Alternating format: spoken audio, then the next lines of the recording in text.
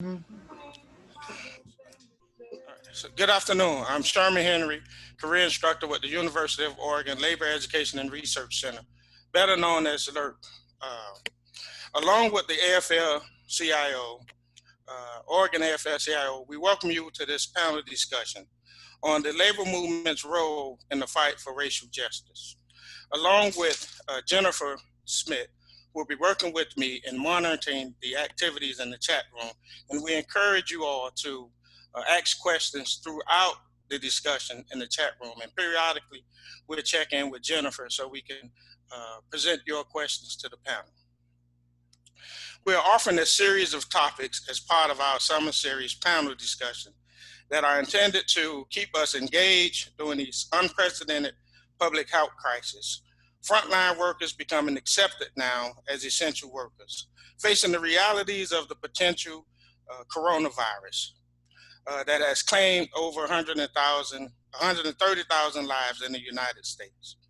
At the same time, witnessing a calculated cruelty of the Derek Chauvin's murdering of George Floyd. And we found ourselves shocked, and our heart was beating rapidly in disbelief, watching this calmness of a law enforcement officer commit murder right before our eyes. This is a story that has been narrated throughout the history for African Americans in this country. So therefore, we want to kind of have a serious conversation about labor's role in eradicating these egregious behaviors that we find ourselves facing that is embedded in the legal structure of our policies in America, from stop and frisk to the cruelty of unemployment, high unemployment. So at this time, we have a collective conversation with our two panelists. Right now, I want to introduce Bill Fletcher Jr., who started out as a rank and file member as a welder at a shipyard. And after graduating college, Bill became a scholar and has authored several books.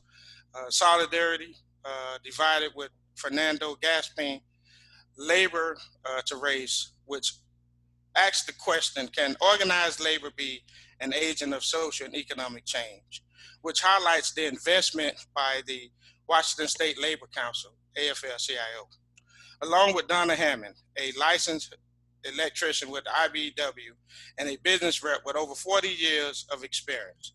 Donna has been the second woman who transformed the IBEW 48 membership and experienced several barriers that we hope to discuss tonight in a male-dominated skilled trade organization that ultimately she is spearheading its pipeline from unemployment to the skills trade, from pre-apprenticeship program to other wonderful things that she'll discuss about her experience in the labor movement. Donna is passionate and brings a certain level of experience to this conversation.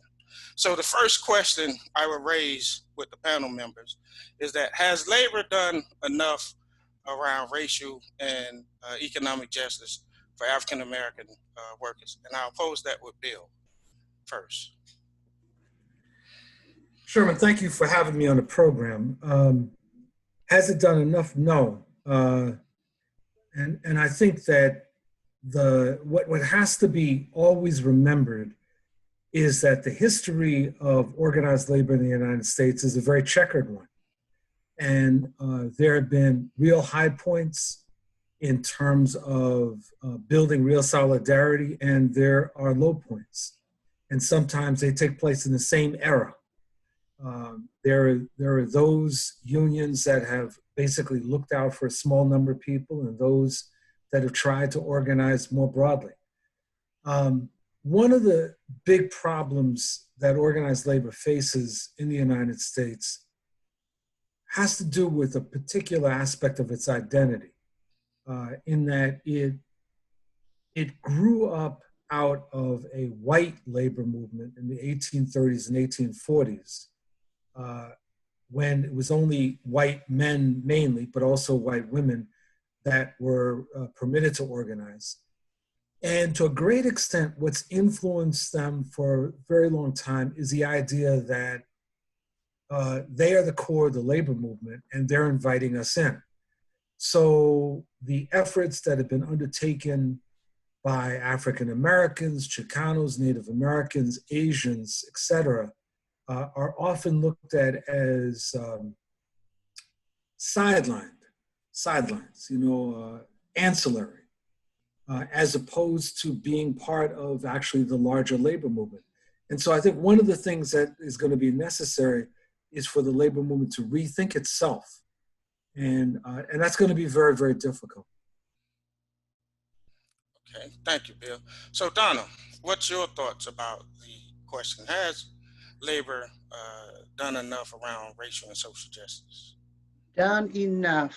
I'm going to say no, but I wanted to put it into context here because I was raised during the Civil Rights Movement, and I was raised under the ideology of Dr. Martin Luther King, who had asked the question, why should we protest or fight to sit at the lunch counter when we can't afford the meal? And before his assassination, he had made the connection between the civil rights movement and the labor movement. And he said, we can afford the meal if we had the protections in the workplace that were afforded by the labor unions. So it was a struggle, and it's something that we valued but not accepted. We haven't been accepted totally in the movement. And so I'm going to have to go with Bill on this one. Thank you, Bill. Certainly. So oftentimes when we discuss labor, we don't necessarily discuss systemic racism. And at this point, I think the headline of this new post-corona economy is a lot of people are talking about systemic racism. I think the city of Boston even has passed a resolution to say racism is a major public health crisis. And so, Bill, I would like to go back to you about discussing part of your recent article that deals with the construction of race and racism, and how the construction of racism is a total subjugation that has integrated to the development of capitalism. And so when we talk about capitalism, we think in terms of economics, public policies, laws. And so part of my thinking is, as we kind of think through systemic racism in laws, right to work, affordable health care, how has the racial construction and racism and capitalism merged to the organized labor detriment? Well, that's a huge question, Sherman. And I'm gonna bite off only one part of that. Sure. See, I think when we are taught about this economic system in whatever schooling that we go through, you get the impression that capitalism is a sort of race-neutral system that is logical and was almost the inevitable result of human development. I think a better way of looking at capitalism is to think about robbery, theft, pillaging. I mean, when you look at the development of capitalism, the 14 and 1500s particularly, it would not have gotten off the ground had it not been for things like the invasion of the Western Hemisphere, the stealing of gold and silver from the Western Hemisphere, the enslavement of the indigenous people, the further enslavement of Africans, in order to accumulate vast amounts of wealth that led to the emergence of this new economic system. So it's not like race and slave trade, et cetera, was an add-on. It was central to the way that the system was constructed. Had there been no Western Hemisphere, had there been no slave trade in Africans, it's hard to determine what Europe might have looked like, for example. And so we've got to understand that that the race, as I'm increasingly saying, is not a thing, it's a relationship. And it's a relationship based on subordination of populations. And it's done so by an elite in order to advance this larger system. Now, unfortunately, most of organized labor doesn't really want to talk about it like that.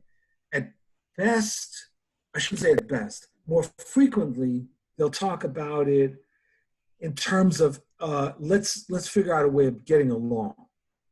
Let's better understand each other.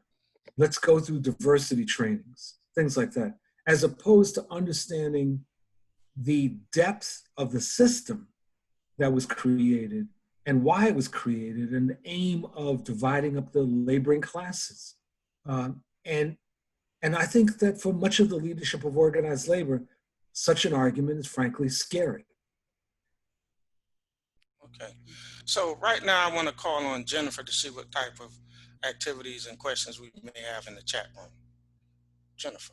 Chairman, Jenna Hunt has a question for you. She has her hand up. I'm going to ask her to come forward and ask her question herself. Sure. Go ahead, Jenna. She's muted. She's muted. Am I there now? Yep. Yes. So I'm doing this on my phone because my internet is being terrible, and I didn't realize I put my hand up. All right. Okay, that's okay. I have another question from the chat. And Eric Feely from Ask Me 3336 asks Donna, what would be a vision of total acceptance in the movement, in the labor movement? Was the question, what would that look like? What would total acceptance look like? I think so, and I'll ask him to maybe come forward.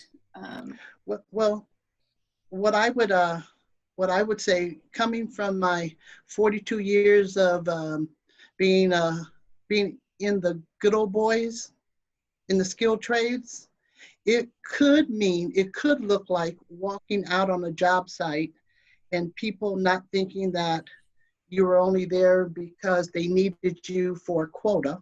Mm-hmm. Or is Eric going to ask the question now?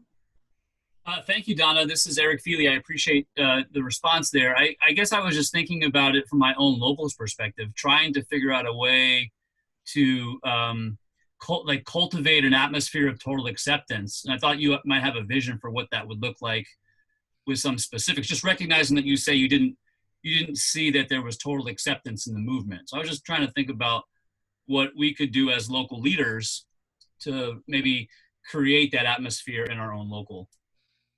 Well, so I will finish my statement. When I came through, I thought I was going to be a pipe and wire girl until I met several people of color who were business managers and international reps for my local, for our union. And like, I had no idea, like if you see it, you can be it.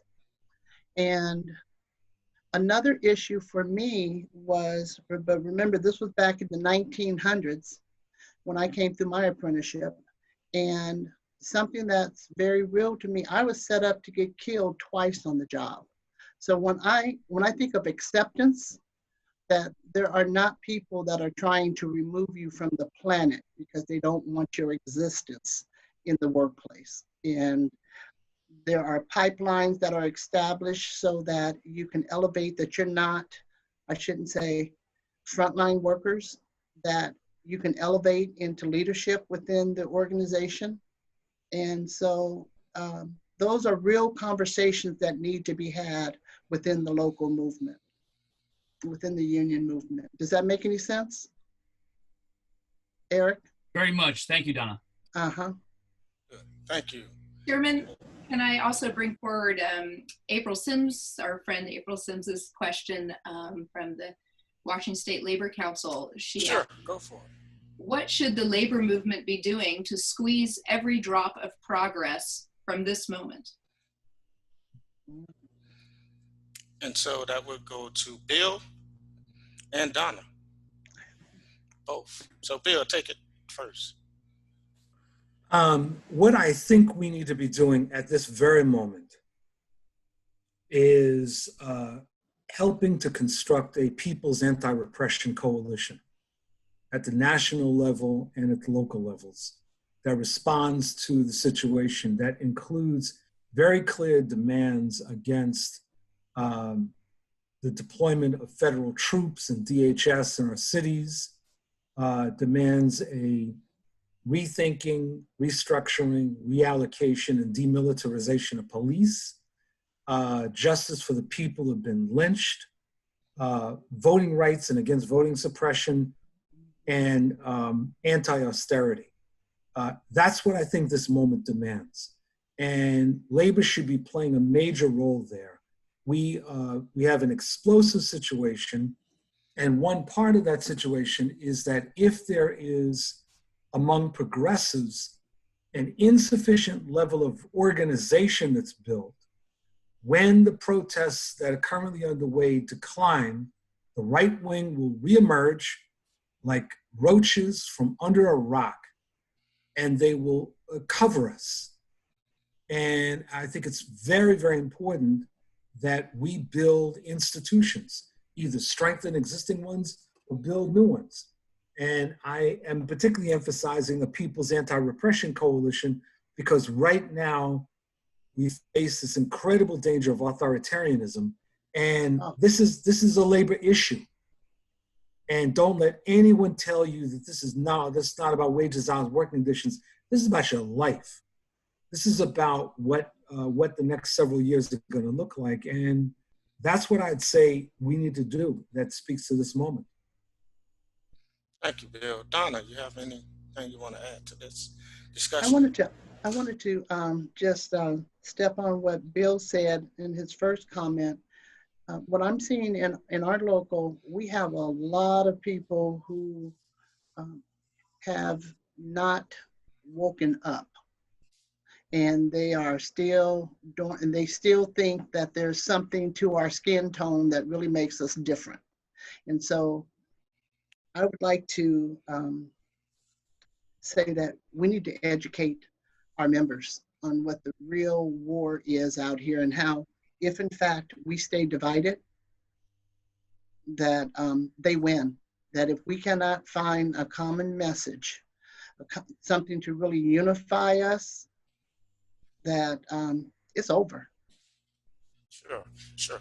So when we think about this subject matter, labor and racial justice, one of the things that comes to mind is that, one, we live in a very segregated society, and geographically there's a lot of variables.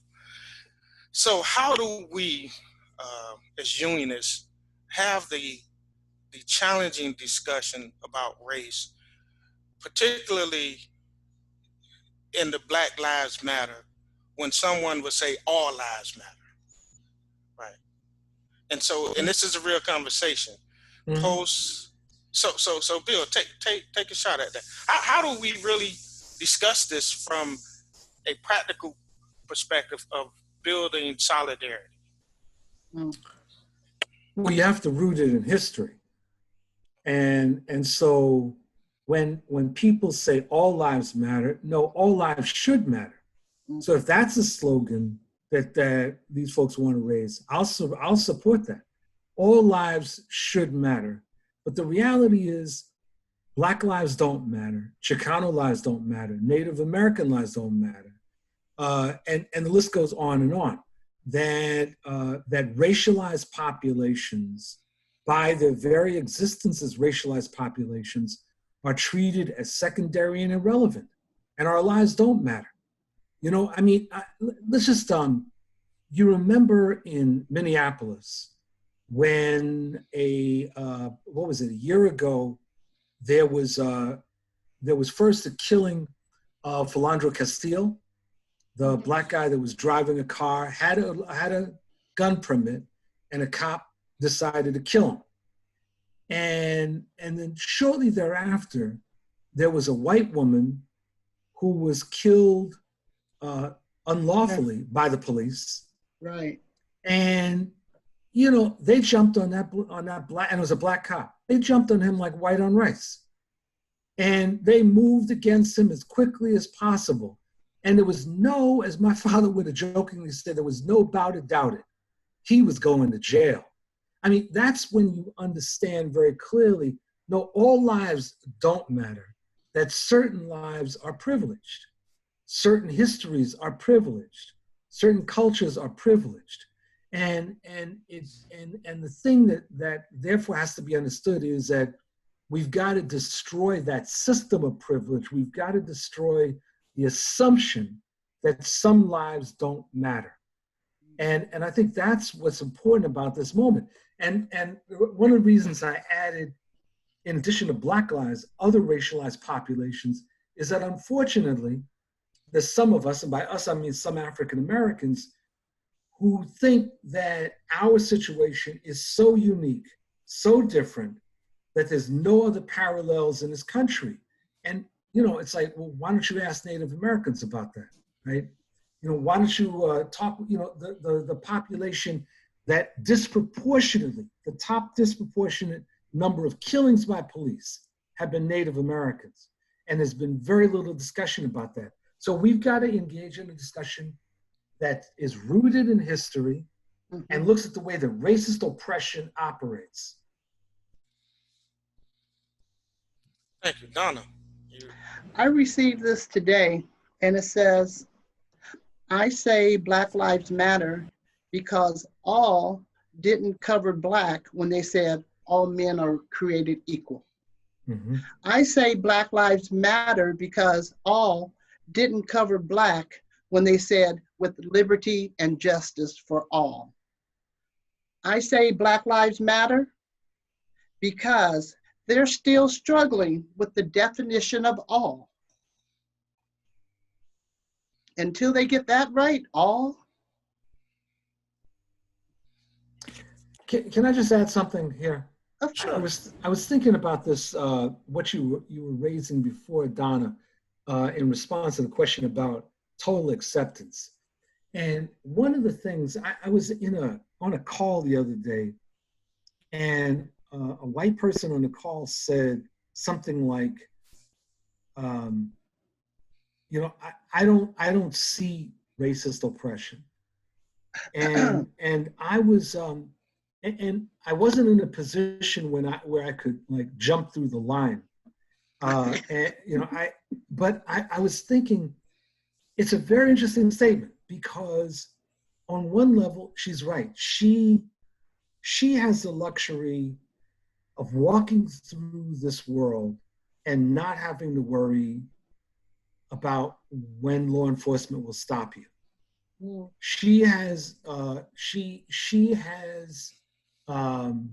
She may get second guessed as a woman in some situations for being an alleged token. But we walk through with a giant question mark around us that makes it constantly, you're feeling constantly insecure. Not only in the most extreme, whether someone is going to take you out, but to what extent your views are taken seriously. To what extent, if you are promoted, is it a recognition of your value? And so inclusion really means a democratization of our situation. And that's what I think the labor movement has to fully appreciate, a consistent democratization of our situation, where we are able to operate as other human beings and not always looking over our shoulders. Yes, yeah. Sure. Well, every organization has a culture, and definitely labor has a culture that is based on democracy and inclusion, but we don't always feel like it has been so inclusive. So let's do one thing. Let's check with Jennifer Smith again in the chat room and see if we have any questions from folks who are participating. Yeah, Paul Arabalo from IATSE has a question that I think is a little bit related to, you know, the anti-racist reading lists and things that we've been encouraged to look into. I'm going to allow him to ask his own question, articulate that a little bit more. Sure.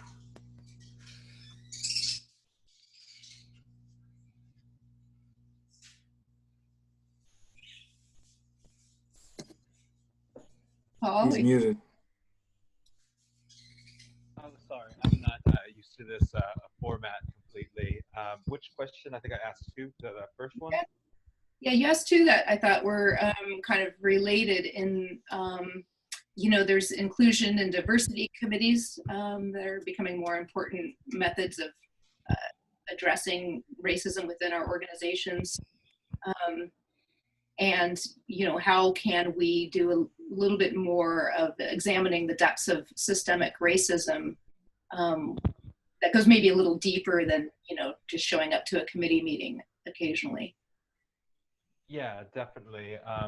Yeah, my concern is, you know, of course, like my local, along with a lot of other locals, have formed these committees and are probably seeking guidance on exactly where to begin, because I'm sure we wanted to actually effectively change something, whether within it's in our local culture or otherwise. What sort of, I guess my question was, what are the strengths or weaknesses of creating these committees as a strategy of addressing this racial injustice, and how do we go deeper and in addressing that without succumbing to just topical solutions or facial solutions, and do that perhaps overcoming whatever fear any local or organized labor might have to going deeper.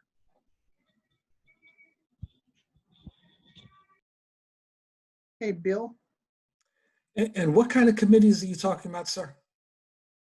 My local had created a diversity and inclusion committee. Oh, I see. Yeah. Okay. So I'm of mixed minds about many of those committees because unfortunately many of them have no power.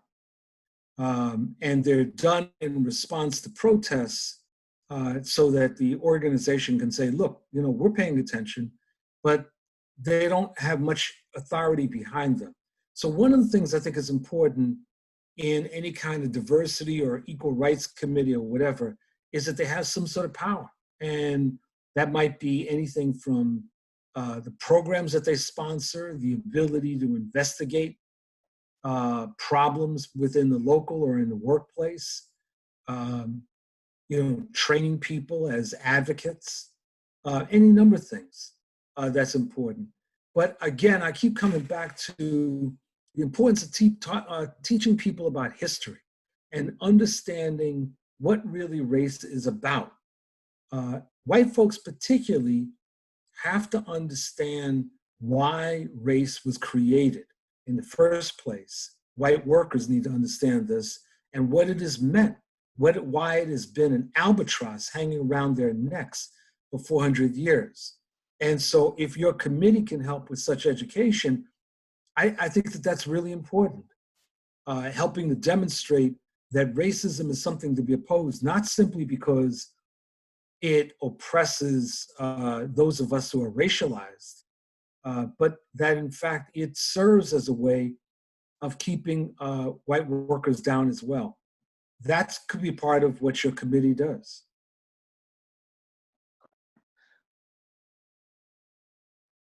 And what we have done, Sherman, were you talking? Are you muted? Okay, so what we have done in our local is we started race talks and setting up a system where we can have real conversations, because one of the things that I've learned is that getting to know people, really going below the surface and understanding or finding some commonalities really shifts the mindset. And I'd like to share just a little story of when I was an apprentice and I was working with an individual at the paper mill. And the first day he had me walk 10 paces behind him. The next day he put me in another location. He didn't want anyone to know that we were working together because he knew that the foreman was effing with him because the foreman knew that he hated Black people. And so this went on for a while. And then finally one day he came back to the work area where he had placed me, and he looked at me, and I mean, he would come and he would share stories with me periodically, but he looked at me and he says, "I love all Black people," right? And he eventually invited me home to meet the family, but this was a man who hated the sight of me after working with me for 4 months, 4 or 5 months. This man, he changed his whole perspective. And that's what I believe that I have been able to do on my walk on this journey at the intersection of race and gender and the labor movement. I've been able to have people be uncomfortable with me, but I've been able to shift the mindset of a lot of different people, and it has transformed our local union and some work sites. Did that make any sense? Yeah. Yeah, a lot of sense. And you're still muted on Sherman. Can't hear you, Sherman. I have another question from the Q&A, if that's all right, Bill and Donna. So this is partly from Mark Brenner from LERC and partly from Mashira Habib. They're kind of talking about the same thing in a sense, where we need to talk about our history as a racist tendencies in our countries and our organization. But how do we contend with unions feeling uncomfortable about making bold statements about Black Lives Matter, anti-racism, and white supremacy in the fear of upsetting some of its membership and even losing a big chunk of it? It shouldn't be contracting to our movement because talking honestly is healing, but also divisive. How do we address the need for unity and deal honestly about the history of racism in our country and our movement? You mean people being uncomfortable talking about race? Yeah, I think so. And also organizations, leadership maybe being hesitant to alienate or come out with statements that some of their membership may not agree with. Mm-hmm. Well, for our local, and I have to take my hat off right now to my business manager, my new business manager. He has come forward saying that he wants to do the right thing, and he's not in it, to try to win friends. He's looking at the humanity of all of this, and he said he thought for a long time that he was a non-racist, and he's starting to see that he needs to be an anti-racist, and he needs to stand up and make statements and do the right thing. And he's okay with it. And it has cost him some relationships, some friends, but he says, I'm good with it. So people, we've been uncomfortable for 400 years. I don't know, Bill, what do you think, Bill? Yeah, no, I would add, I would agree, Don, and I would add to that, discussing race and gender are both very uncomfortable.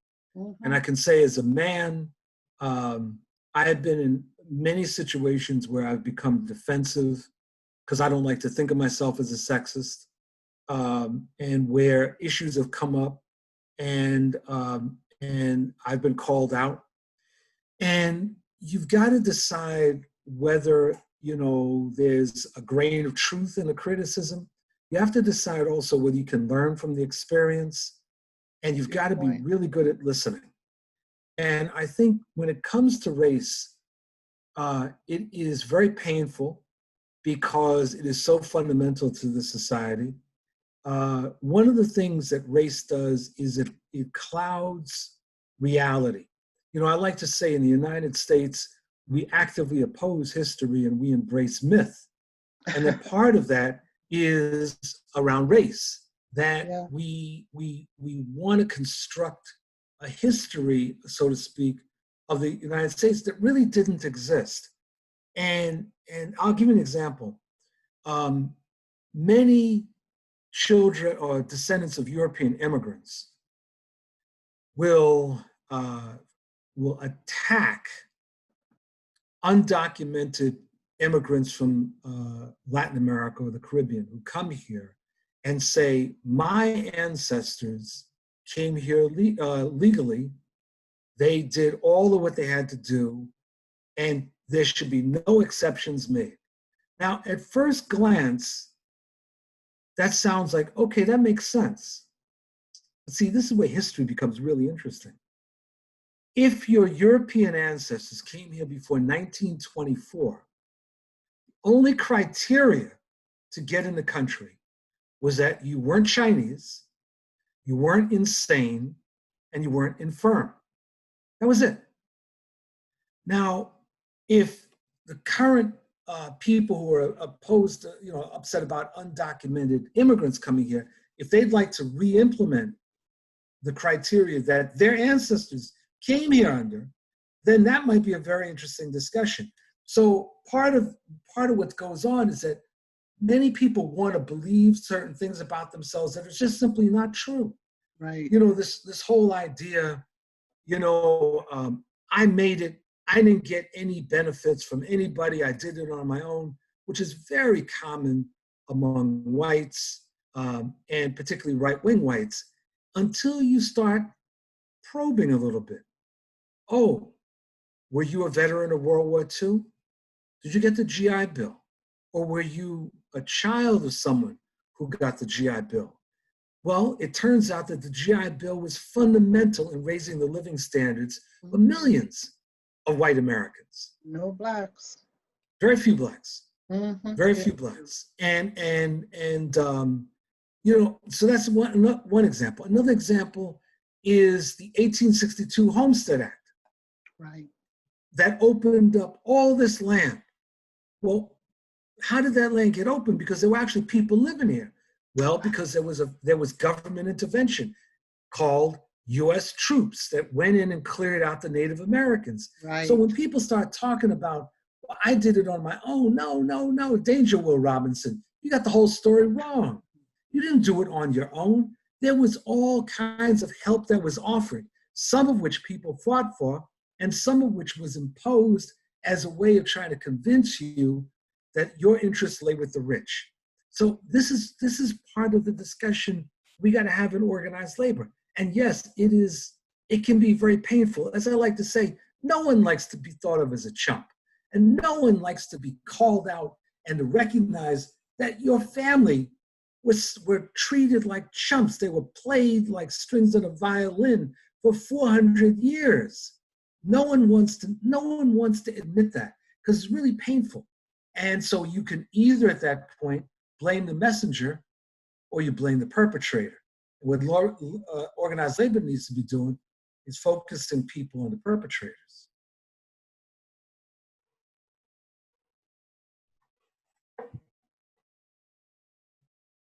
There's another very topical question in the Q&A, and I say it's topical because we're living through it right now, and also 3 or 4 people have asked a similar question. What role can union political education play in shifting how we understand and seek to dismantle systems of oppression and exploitation? And added to that in particular is, how do we rationalize our police unions' behaviors and inclusion in our labor movement? I know you have thoughts on that, Bill? Well, yeah, I have thoughts on a number of things, Jennifer.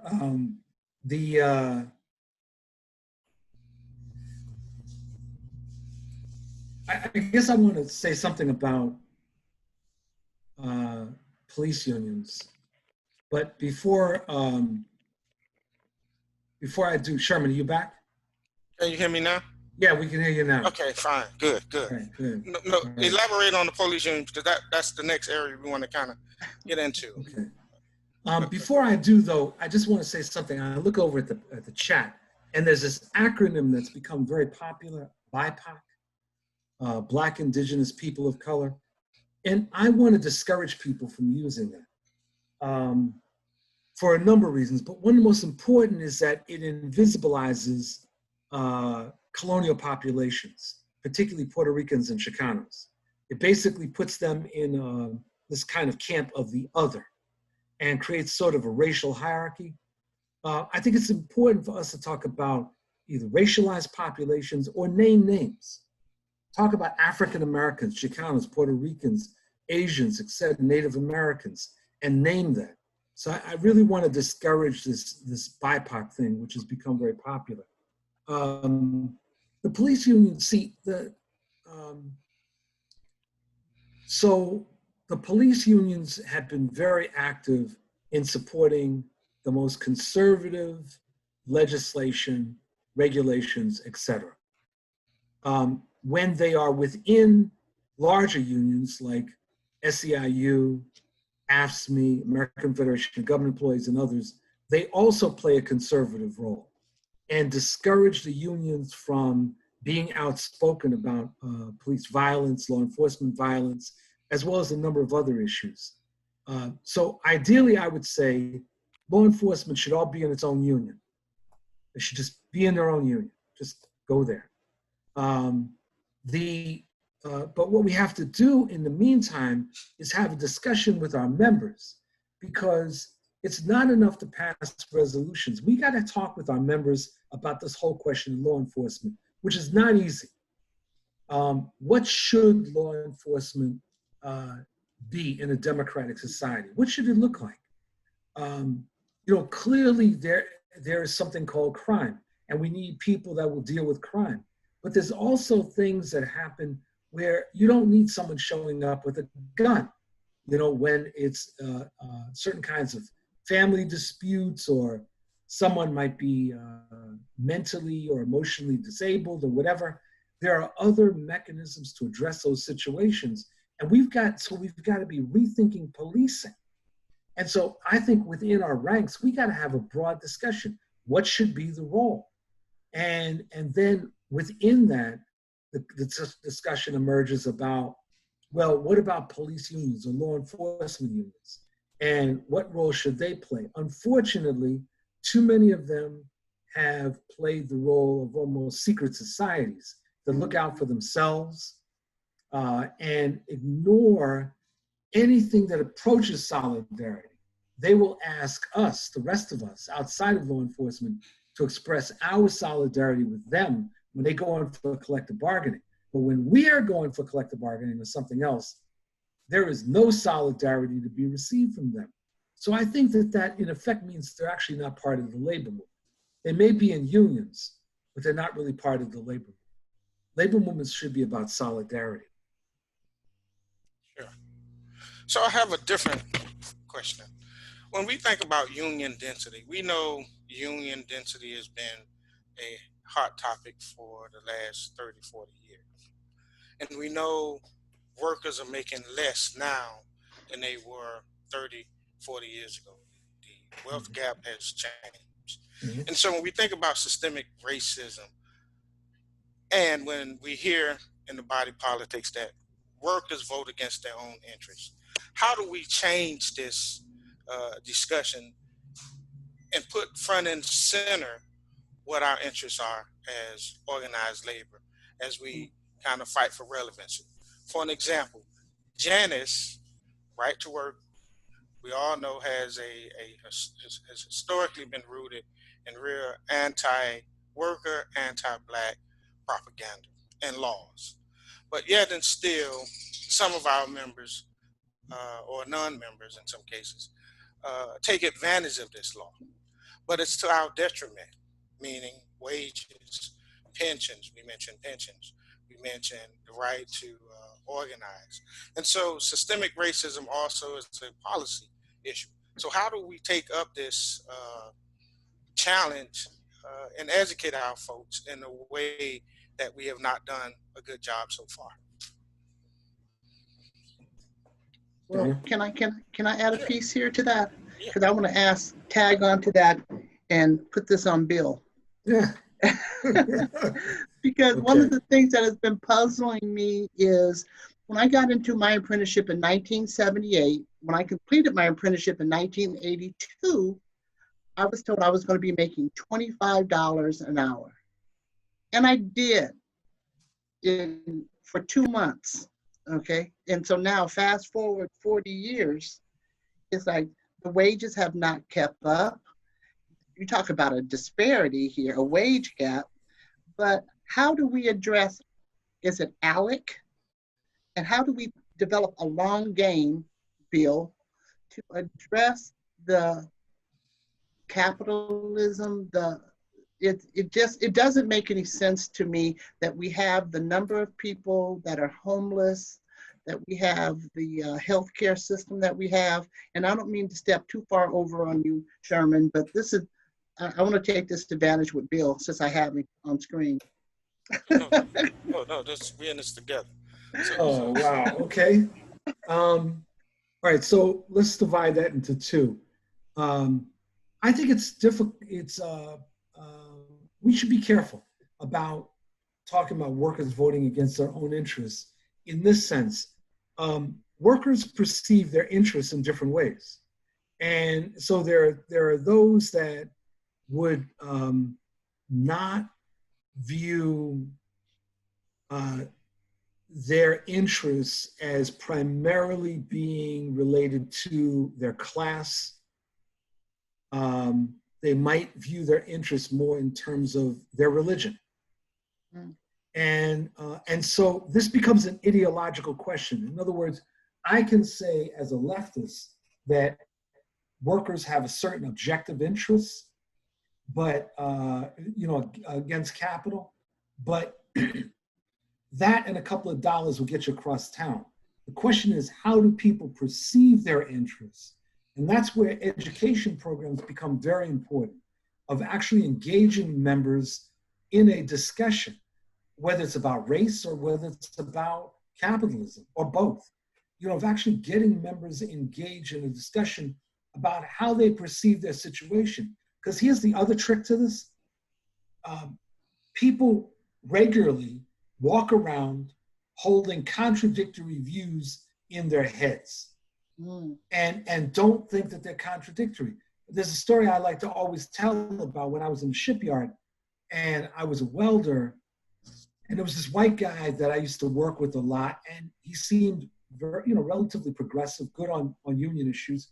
And we were taking a break one day, and we somehow got into this discussion about race, and he said that if he had a daughter and the daughter married a black guy, he would disown her. And he's like saying that, looking directly at me with no amount of hostility. He didn't think there was anything wrong with what he said. And that's what I mean about people can contain in their head completely contradictory views. So part of what we got to do in the labor movement is help to provide a framework for the members to look at the situation and to make a determination as to who are their enemies and who are their friends. And that then goes to Donna, this question about sort of how do we take on the other side? It was this robber baron in the 19th century, Gould, who said he could pay one half of the working class to kill off the other half.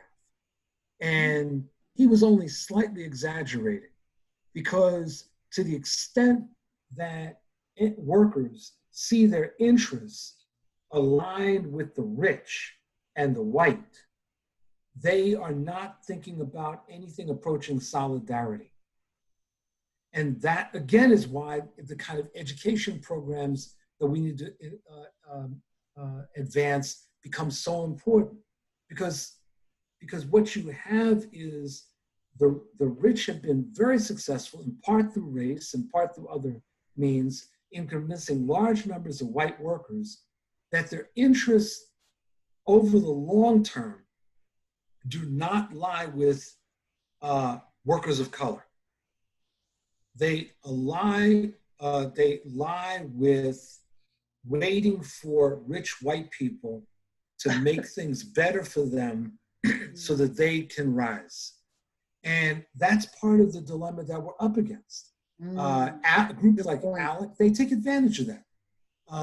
Our movement doesn't want to talk very honestly about this and seems to be so afraid that if we talk honestly about race and class, that white workers are going to run out of the room screaming hysterically, never to return.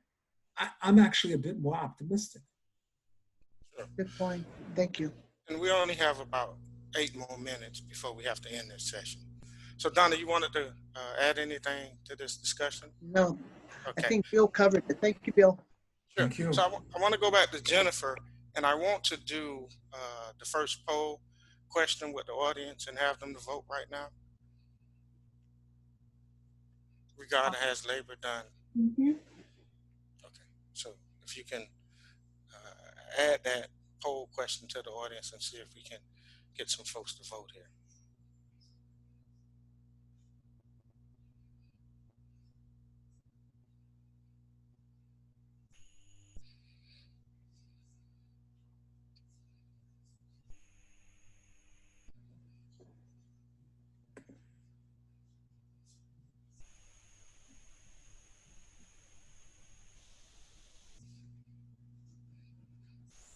All right. I'm going to close it in just a couple of seconds. And here we go.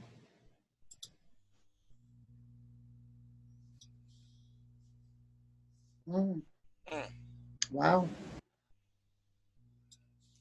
So about 90% of those who are participating in this discussion has said no. Okay. So part of what we want to do going forward is hopefully encourage more people to participate in our series of labor justice conversation this fall. We plan to have a more participatory process where we want to engage about 4 series of people coming together and having a real serious conversation about power and increasing union density. And center race as one of the primary subject content. Because right now we know that workers are not doing well. We know that COVID has exposed a lot of the systemic racism. We know that the economic policies of our country have not been a beneficiary to workers, but have benefited the top 1%. And so that is embedded in policy and systemic racism. And we would probably go through some material on how to be an anti-racist. But more importantly, I think it's important for those of us who are unionists to have this discussion about building power. Considering most of us come from segregated neighborhoods, and the only time that we may deal with folks who are not from our communities is maybe at a union hall, maybe at a restaurant, and that's not meaningful conversation. But we really want to have a meaningful conversation about building power and addressing some of the inequities in society based on the current policies, and as Bill mentioned, the value of hierarchies. You know, so in closing, I'll give Bill and Donna some closing minutes there. Make any closing statements you want. Donna? Wow, this has been, this is an interesting time that I didn't think that I would see anything like this in my lifetime. And this COVID-19 gave us all pause to sit back and envision, imagine, and this is an opportunity that we cannot let get past us, that we must take advantage of every opportunity that COVID-19 has provided to us. And we need to thank number 45 in the White House because of his incompetence that we have been able to sit still and watch all of the injustice, see what has happened in this country. We need to thank number 45 because we wouldn't be having this conversation right now had he been a leader. And I think that's all I have to say. Thank you. I want to thank everyone and thank Sherman and Jennifer. Glad to do this with Donna. Thank you, the participants here. This is, one of the things I've learned in history is that there are certain moments that come up, and if you don't take advantage of them, they're gone forever. This situation that we're in is reminiscent of 1919, when there was a plague misnamed the Spanish flu. There was a depression. There was a Red Scare. There was Red Summer. There was a Seattle General Strike. And these things all came together and made 1919 an extraordinary and very complicated year. We're living through something very similar. And in that situation, any number of things are possible. We need to be moving to beat back the growth of authoritarianism. And part of beating that back is talking very explicitly about race. Race, not just domestically, but race internationally. And that's what I'd like to leave you with. Sure, and the economic policies of this country, the ongoing battle between labor rights and collective bargaining laws, which has been beneficial to workers of color, but more importantly, workers in general. And I think once we have this, conversation explicitly, as Bill said, about the Achilles heel of labor and union density and how the notion of white supremacy and systemic racism has, in effect, been detrimental to all working class people. And I think once we've realized that, we can now start to rebuild the labor movement that fights for all, and then all lives will truly matter. Thank you.